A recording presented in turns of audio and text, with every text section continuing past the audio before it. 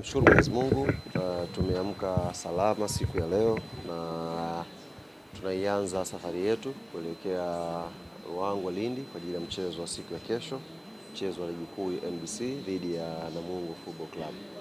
Tunaondoka na jumla ya wachezaji 22. Majina ya wachezaji utayakuta kwenye application ya Yanga. Siwezi kusema jina la kwanza mpaka la 22 kwa wakati ambao tuko nao sasa hivi. Kitu tunaondoka 22. Wako wachezaji ambao wamebaki Dar es Salaam kwa sababu mbalimbali zikiwemo za kiufundi, lakini wengine ni majeruhi. Kwa mfano Edmund John, mchezaji ambaye ana majeraha, na wengine ambao tumeandika taarifa zao pale kwenye Yanga app ni majeruhi na wengine ni sababu za kiufundi. Lakini 22 ambao mwalimu amewachagua ndio wanaondoka asubuhi ya leo kuelekea Ruangwa kwa ajili ya maandalizi ya mwisho kuelekea mchezo wa siku ya kesho dhidi ya Namungo Football Club. Kwenye hao ambao watakosekana, sijapita kwenye app pale. Clement Mzize pia yupo sababu sijaona hapa akisafiri. Jamona? Yes.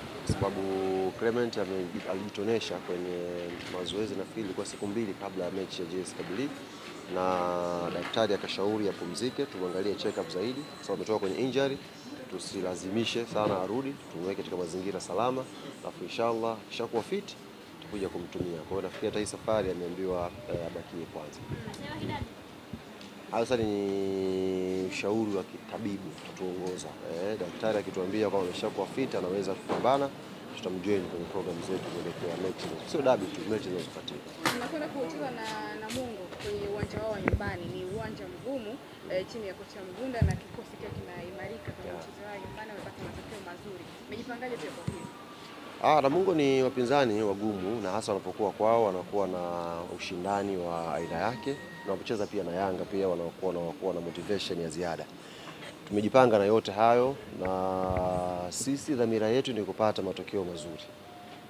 Kwa hiyo tunakwenda kupambana nao, kwenda kushindana nao kwenye pitch, na naamini kwa maandalizi ambayo tunayafanya, quality ya timu ambayo tuko nayo, mipango ambayo benchi la ufundi wanakwenda nayo itakwenda kuwa nguzo kwa sisi kupata matokeo mazuri.